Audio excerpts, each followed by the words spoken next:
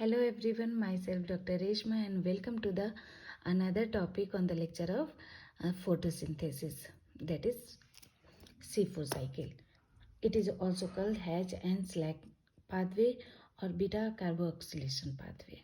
ठीक है, इसको डिस्कस करने से पहले C4 साइकिल को डिस्कस करने से पहले मैं चाहूँगी थोड़ा सा ओवरव्यू दे दूँ C2 साइकिल को. C2 साइकिल और C3 साइकिल को मैंने पहले अपने प्रीवियस वीडियो में डिस्कस कर रखा है. आप चाहें तो वहाँ से आप कर सकते हैं. यहाँ से मेरे चैनल पे जाके आप वहाँ से वीडियो देख सकते हैं, अपलोड कर सकते हैं, और अगर किसी को समझ में नहीं आया तो पूछ भी सकते हैं. ठीक है, अब थोड़ा सा डिस्कस करते हैं C2 साइकिल क्या होता है. मैंने पहले भी बताया था अपने प्रीवियस वीडियो में कि C2 साइकिल जो होता है उसको क्या बोलते हैं, फोटो रेस्पिरेशन साइकिल. ठीक है, फोटो रेस्पिरेशन क्योंकि उसमें एक हॉट, जब कंडीशन बहुत ड्राई और हॉट होती है, ठीक है, उस टाइम पे क्या होता है, प्लांट का स्टोमाटा बंद हो जाता है, जिससे कि जो कार्बन डाइऑक्साइड होता है वो प्लांट के अंदर नहीं पहुंच पाए. स्टोमाटा बंद हो जाता है तो कार्बन डाइऑक्साइड बाहर से प्लांट के अंदर नहीं जाता है. तो जिससे एक रूबिस्को एंजाइम होता है वो क्या करता है, ऑक्सीजन से, उसके पास एक ही एक्टिव साइट होता है, तो on the basis of condition oxygen और CO2, वो जब कंडीशन होगी CO2 ज़्यादा होगा तो वो CO2 से बाइंड करेगा, ऑक्सीजन ज़्यादा होगा तो ऑक्सीजन से बाइंड करता है. ठीक है, अब C2 साइकिल में कंडीशन क्या होती है कि स्टोमाटा जब क्लोज हो जाता है तो कार्बन डाइऑक्साइड बाहर से प्लांट के अंदर नहीं जा पाता है. उससे क्या होता है कि उस जो प्लांट के अंदर ऑक्सीजन होते हैं उसी से रूबिस्को एंजाइम बाइंड करता है और वो कार्बन डाइऑक्साइड को फिक्स करने के बजाय ऑक्सीजन को फिक्स करने लगता है और कार्बन डाइऑक्साइड को रिलीज करने लगता है. और इसी प्रोसेस को हार्मफुल प्रोसेस भी बोलते हैं. और ये प्रोसेस करने के करते समय जब जो एंड कंपाउंड बनता है दैट इज ग्लाइकोलेट. और ग्लाइकोलेट क्या होता है, एक वेस्टफुल प्रोडक्ट होता है जिसका प्लांट में कोई यूज़ नहीं होता है, यूजलेस प्रोडक्ट होता है, और इसलिए ये प्रोसेस यूजलेस होता है, इसलिए इसको हार्मफुल प्रोसेस बोलते हैं. और चूँकि ये प्रोसेस कंप्लीट होने में ATP का यूज़ होता है, यानी कि एनर्जी भी यूज़ हो रही है और कोई बेनिफिट भी नहीं हो रहा है, इसलिए इसको हार्मफुल प्रोसेस बोलते हैं. ठीक है, फिर आते हैं C3 साइकिल पर. अब C3 साइकिल में जो पहला प्रोडक्ट होता है वो जैसे अनस्टेबल प्रोडक्ट, वो 2 कार्बोक्सी 3 कीटो 15 बाई फॉस्फोरीबिटॉल होता है. ठीक है, ये अनस्टेबल प्रोडक्ट होता है. जब इससे इस क्या कहते हैं इसके बाद जो प्रोडक्ट का फॉर्मेशन होता है दैट इज PGA. ठीक है, और ये PGA फर्स्ट स्टेबल प्रोडक्ट होता है किसका, C3 पाथवे का. ठीक है ना, और यहाँ से C3 पाथवे स्टार्ट होता है, that it is called photosynthesis. Okay, clear हो गई. अब हम आते हैं C4 साइकिल पर. एक ओवरव्यू मैंने दे दिया कि क्या होता है, कैसे होता है, इससे पहले फोटो रेस्पिरेशन. ठीक है ना, अब हम फोटोसिंथेसिस की बात कर रहे हैं. तो पहले हम इसको बोलते हैं C4 साइकिल. क्यों बोलते हैं, क्योंकि इसमें कार्बन जो होता है, कार्बन कंपाउंड वो होता है जो फर्स्ट प्रोडक्ट होता है. ठीक है, वो होता है 4 कार्बन कंपाउंड का, इसलिए इसको C4 साइकिल बोलते हैं. क्लियर. अब इसको हैच एंड स्लैक पाथवे क्यों बोलते हैं, क्योंकि 2 साइंटिस्ट थे. ठीक है ना, कौन कौन से, एक थे MD hatch and second one CR slack. ठीक है, तो इनके ऑनर में, इनके सम्मान में जो है वो हैच एंड स्लैक पाथवे बोलते हैं. ठीक है ना, इन्होंने क्या किया था, ऑब्जर्व किया था C4 साइकिल के मेटाबॉलिक पाथवे को, C4 साइकिल के मेटाबॉलिक रिएक्शंस कह देते हैं, ठीक है ना। इसके रिएक्शन को इन्होंने ऑब्जर्व किया था, इसलिए इनके सम्मान में इसको C4 साइकिल बोलते हैं, ठीक है। तो C4 साइकिल क्यों बोलते हैं वो क्लियर हो गया। हैच एंड स्लैग पाथवे क्यों बोलते हैं वो। अब चूंकि इसमें कार्बोक्सिलेशन पाथवे यानी कि कार्बन डाइऑक्साइड फिक्स होता है, इसलिए इसको carboxylation pathway, beta carboxylation pathway बोलते हैं। क्लियर। अब हम आगे बढ़ते हैं कि ये कहाँ कहाँ कैसे कैसे होता है, ठीक है ना। इसमें आता है कि पहले C4 साइकिल होता क्या है, अब मैं बताती हूँ। जब जैसे कंडीशन बताया मैंने C2 और C3 साइकिल में, कंडीशन यानी कि जब हॉट एंड ड्राई कंडीशन होगी एटमॉस्फेयर में, ठीक है ना, तो प्लांट क्या करेगा, उसी के अकॉर्डिंग का उसके अंदर साइकिल से, प्लांट के अंदर साइकिल स्टार्ट होती है, ठीक है ना। तो बहुत सारे प्लांट्स जो हैं वो जब condition hot and dry condition होती है और टेम्परेचर काफ़ी ज़्यादा होता है और कार्बन डाइऑक्साइड की जो अमाउंट होती है वो कम होती है, ठीक है ना, ड्राई होती है एटमॉस्फेयर, तो उस टाइम पे क्या होता है कि प्लांट जो है वो कार्बन डाइऑक्साइड को फिक्स ना करके ऑटो फिक्स करने लगता है, तो उस कंडीशन को रेस्पिरेशन बोलते हैं। लेकिन C4 साइकिल में क्या होता है कि जो प्लांट्स हैं, ठीक है, मोर देन 80% प्लांट जो हैं वो C3 साइकिल कंप्लीट करते हैं, ठीक है ना। जो कुछ प्लांट्स इवोल्यूशन के थ्रू अपने आप को एडॉप्ट कर चुका है, ठीक है, इवोल्यूशन के थ्रू, और तो वो एक अनदर साइकिल स्टार्ट करते हैं C4 साइकिल, ठीक है। C4 साइकिल उसमें क्या करते हैं, वो कार्बन को फिक्स करते हैं और ऑक्सीजन को रिलीज करते हैं एटमॉस्फेयर में, और इनका जो पहला प्रोडक्ट होता है, मैं कंडीशन भी बता देती हूँ, ठीक है ना। कंडीशन ड्राई एंड हॉट, ठीक है। जब ड्राई एंड हॉट कंडीशन होगी एटमॉस्फेयर में और इवोल्यूशन के थ्रू,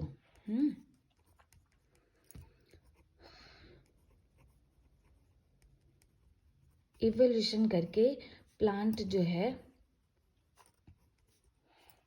अपने आप को एटमॉस्फेयर के अकॉर्डिंग क्या बदल लेता है, उसको उसमें जब प्लांट वो क्या करेगा, फोटोसिंथेसिस करेगा।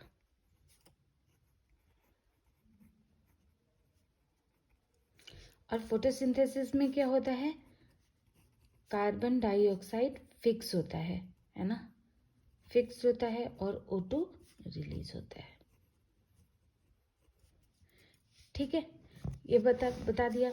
अब C4 साइकिल में क्या होता है, C4 साइकिल का जो फर्स्ट प्रोडक्ट होता है, फर्स्ट प्रोडक्ट वो क्या फॉर्म करता है, ऑक्सैलो एसीटेट, फर्स्ट प्रोडक्ट होता है ये C4 साइकिल में पहला प्रोडक्ट फॉर्म होता है, वो ऑक्सैलो एसीटेट होता है, ठीक है। और ये C4 प्लांट्स जो है वो क्या करता है कि कैन प्रिवेंट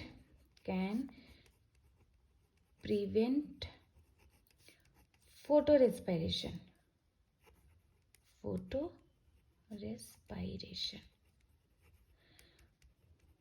ये फोटो रेस्पिरेशन को नहीं होने देता है अपने में। क्यों, क्योंकि ये वेस्टफुल होता है, इसलिए हार्मफुल प्रोसेस है, इसलिए इसको नहीं होने देता है। और इसीलिए जो C2 साइकिल होता है, उसके C2 साइकिल हो प्रोसेस कंप्लीट होने में जितने सारे स्टेप्स केमिकल रिएक्शन होते हैं वो कम हो जाते हैं C4 साइकिल के लिए, ठीक है। इसलिए C4 साइकिल इस साइकिल को कंप्लीट नहीं करता है और एक अलग साइकिल करता है जिसको हम C4 साइकिल बोलते हैं, ठीक है ना। अब इसमें जो है कौन कौन से वो भाग लेते हैं, कौन कौन से सेल पार्टिसिपेट करते हैं, वो 2 सेल पार्टिसिपेट करते हैं, ठीक है। पहला कौन सा होता है? पहला होता है बंडल, बंडल शीथ सेल्स। दूसरा होता है मेसोफिल,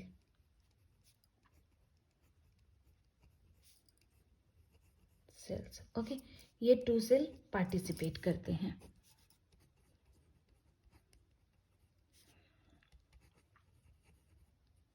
ठीक है ना, ये 2 सेल्स पार्टिसिपेट करते हैं उसमें, C4 साइकिल में, ठीक है।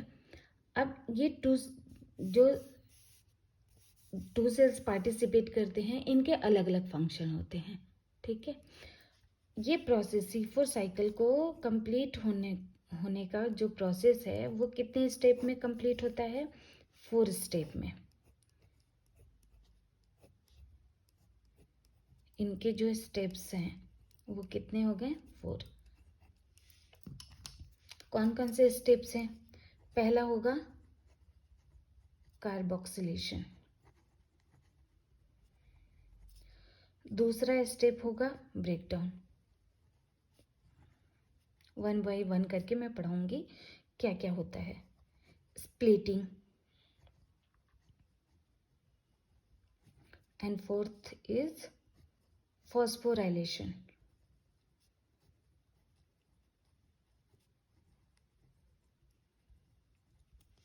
ठीक है, क्लियर। अब पहले स्टेप हो गया कार्बोजाइलेशन। हाँ, कार्बोजाइलेशन में होता क्या है?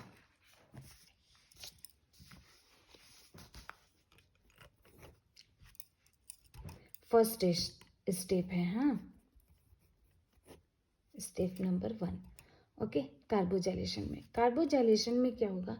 अब हमारा जो ऑक्सैलो एसीटेट फर्स्ट प्रोडक्ट इसमें बन रहा है C4 साइकिल में।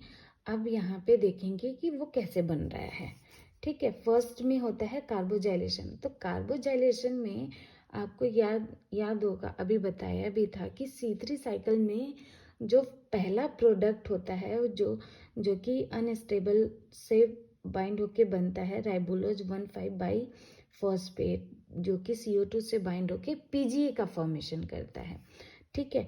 तो यहाँ पे वो PGA पार्टिसिपेट करता है C4 साइकिल में, ठीक है। तो phosphoenol pyruvate, it is also called PEP, ठीक है।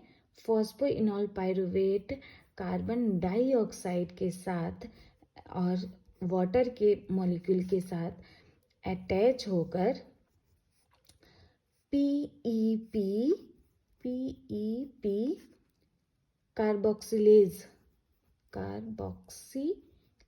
के प्रेजेंस में, ये दैट इज एंजाइम, इसके प्रेजेंस में ऑक्सैलो एसीटेट का फॉर्मेशन करता है, ठीक है।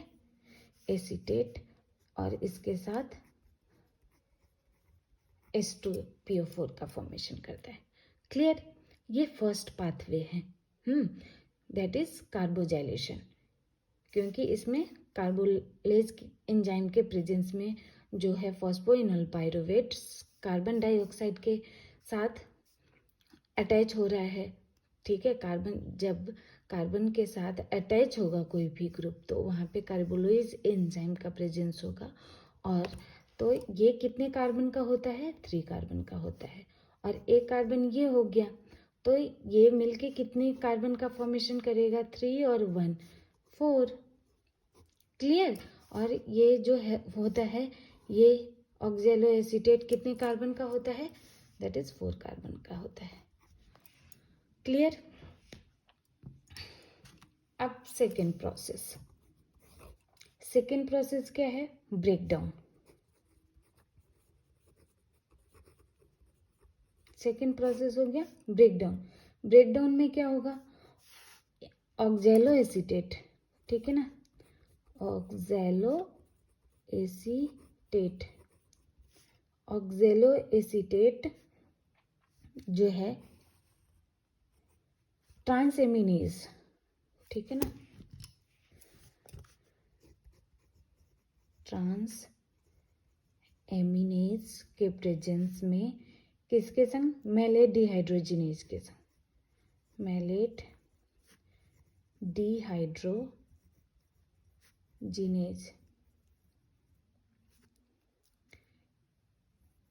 डिहाइड्रोजिनेज के साथ किसका फॉर्मेशन करेगा, एस्पार्टेट, एस्पार्टेट का फॉर्मेशन करेगा, जो कि कितने कार्बन का होता है, 4 कार्बन का होता है। इसके साथ ही मैलेट है, मैलेट डिहाइड्रोजिनेज, तो किसका फॉर्मेशन करेगा, मैलेट का फॉर्मेशन करेगा, ठीक है ना, मैलेट का फॉर्मेशन करेगा। मैलेट कितने कार्बन का है, 4 कार्बन का है, होता है, ठीक है।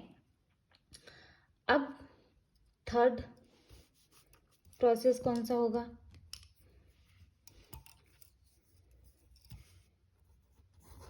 पहला था कार्बोजाइलेशन, दूसरा breakdown, third process, third step splitting.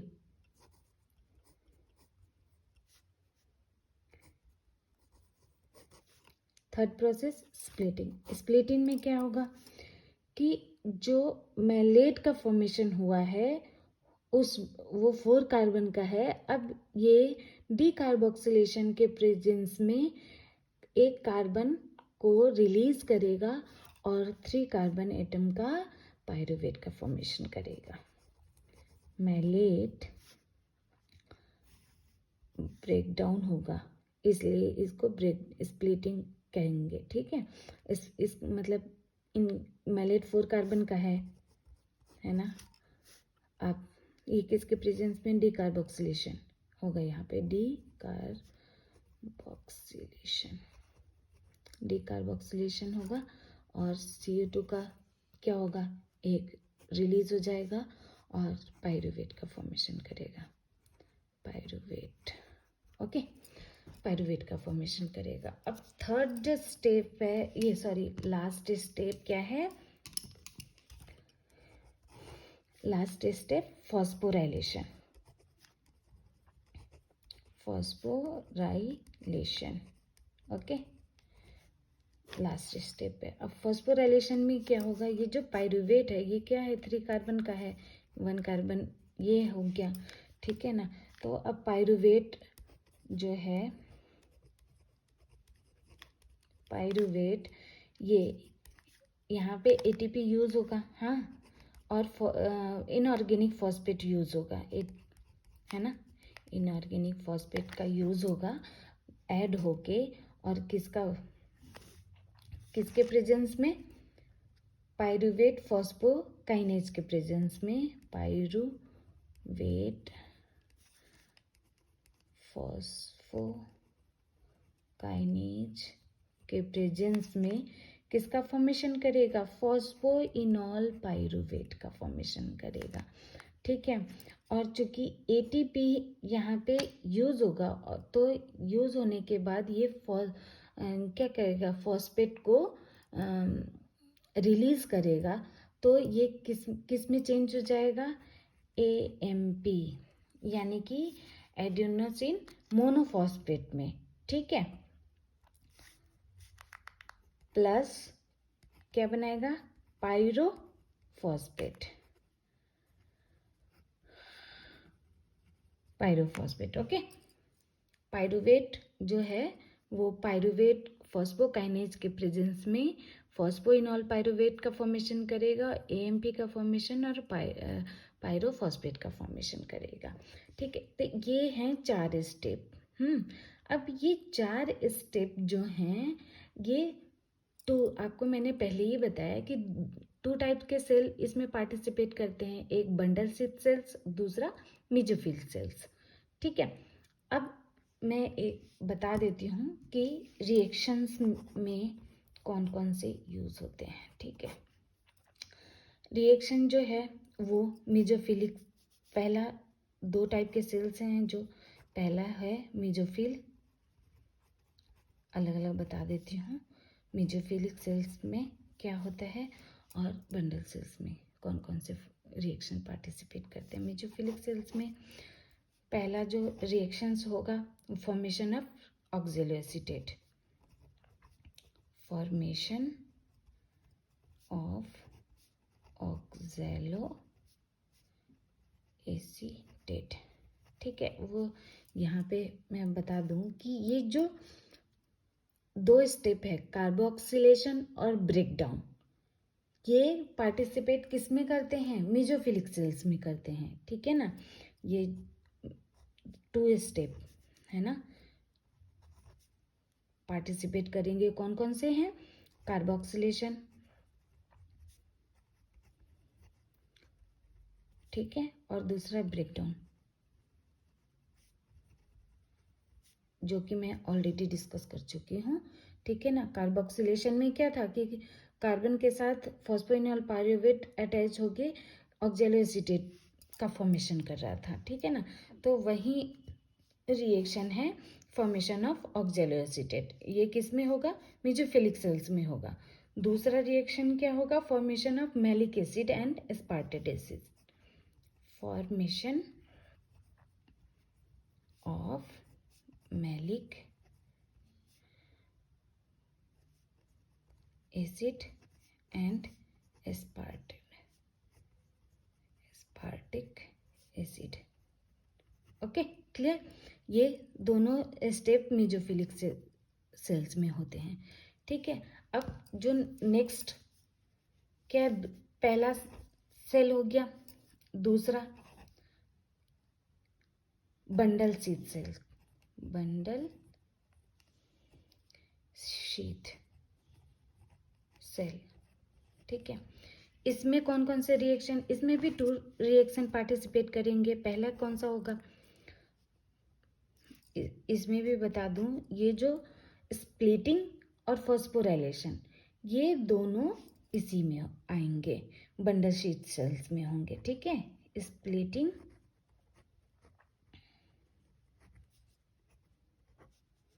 और फॉस्फोराइलेशन।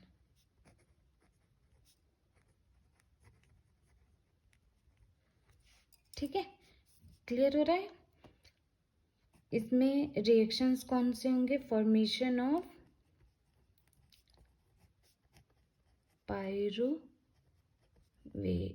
पायरुवेट या pyruvic acid, pyruvic acid.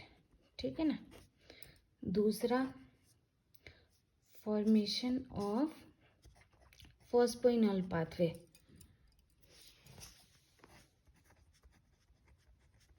Phosphoenol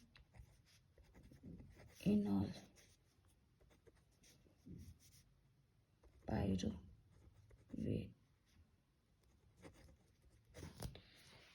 clear हो रहा है ना। इसमें भी 2 स्टेप्स हैं, स्प्लिटिंग और फॉस्फोराइलेशन, जो कि मैं डिस्कस कर चुकी हूँ कि मैलेट का फॉर्मेशन होगा, मैलेट से डिकार्बोक्सिलेशन होके पायरुवेट और CO2 का फॉर्मेशन होगा। 4th स्टेप में फॉस्फोराइलेशन होगा, पायरुवेट जो है फॉस्फेट, इनऑर्गेनिक फॉस्फेट के साथ पायरुवेट फॉस्फोकाइनेज के प्रेजेंस में फॉस्फोइनॉल पायरुवेट का फॉर्मेशन करेगा, और ATP जो है वो उसका ब्रेकडाउन होगा। ATP यानी कि एडिनोसिन ट्राइफॉस्फेट, इसका ब्रेकडाउन होगा तो एडिनोसिन मोनोफॉस्फेट में चेंज हो जाएगा। ठीक है, प्लस पायरोफॉस्फेट का फॉर्मेशन होगा। ठीक है, और ये सबसे पहले कहाँ, ये 3 कार्बन का है। ठीक है ना, हमने स्टार्टिंग कहाँ से की है, यहाँ से की है। फर्स्ट स्टेप में जो PEP फॉस्फोइनॉल पाथवे था, सेम आ गए हम वहाँ पे। तो ये साइकिल क्या है, फिर से चलती रहती है, चलती रहती है। ठीक है ना, अब मैं इसको और अच्छे से क्लियर करती हूँ और अच्छे से समझाती हूँ विद डायग्राम।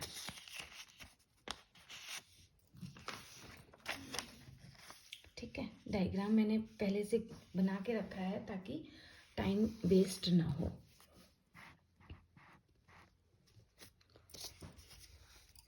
ठीक है, अब यहाँ पे जो है एक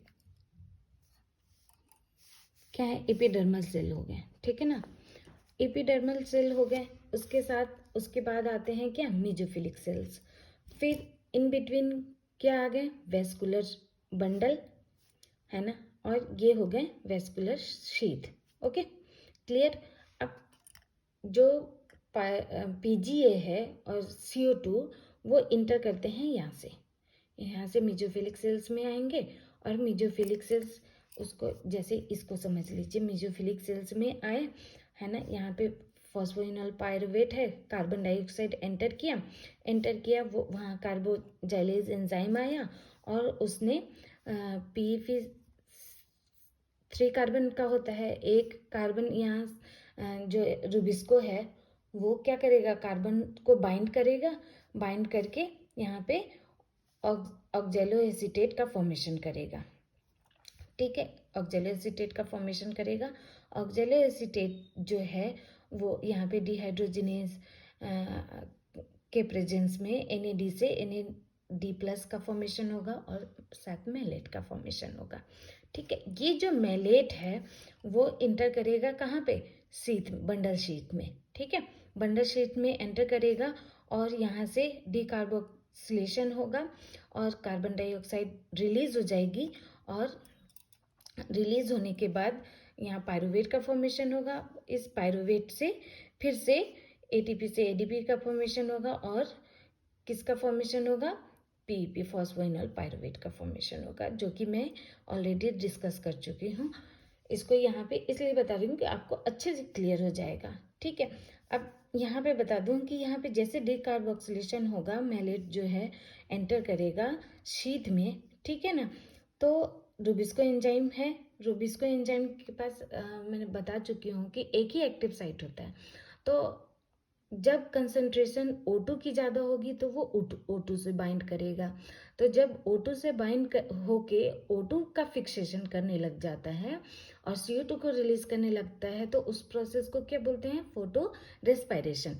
बट जब क्या है, ये CO2 के साथ अटैच होगा तो वहाँ पे C3 साइकिल स्टार्ट होगी। ठीक है, तो यहाँ पे रुबिस्को क्या है, इस CO2 को क्या करता है, एब्जॉर्ब करता है और बाइंड करता है, बाइंड करके यहाँ पे केल्विन साइकिल स्टार्ट करता है। इस केल्विन साइकिल में किसका फॉर्मेशन होता है, ग्लूकोज का, है ना, इस ग्लूकोज का फॉर्मेशन होता है, और वो ग्लूकोज जो है वेस्कुलर टिश्यू में ट्रांसफ़र हो जाता है, और जहाँ पे भी प्लांट को एनर्जी की नीड होती है, ग्लूकोज क्या है, is a type of energy, है ना, उनका ब्रेकडाउन होके क्या हो जाता है, फिर एट लास्ट हमें एनर्जी फॉर्म में ही मिलती है। ठीक है ना, प्लांट को भी एनर्जी के फॉर्म में मिलती है। तो ये वेस्कुलर टिश्यू में ट्रांसफ़र हो जाता है, और जहाँ पे भी प्लांट को नीड होती है एनर्जी की, वो इसको यूटिलाइज करते हैं। ठीक है, अब इतने प्रोसेस को समझाने, केमिकल रिएक्शन को समझाने में, और जिसको भी कंप्लीट प्रोसेस को समझने में थोड़ी भी परेशानी हो, और या तो वो हेल्प ले सकते हैं, पूछ सकते हैं, कि कोई डाउट हो तो वो पूछ सकते हैं। ठीक है, ओके, मिलते हैं नेक्स्ट वीडियो में। Thank you.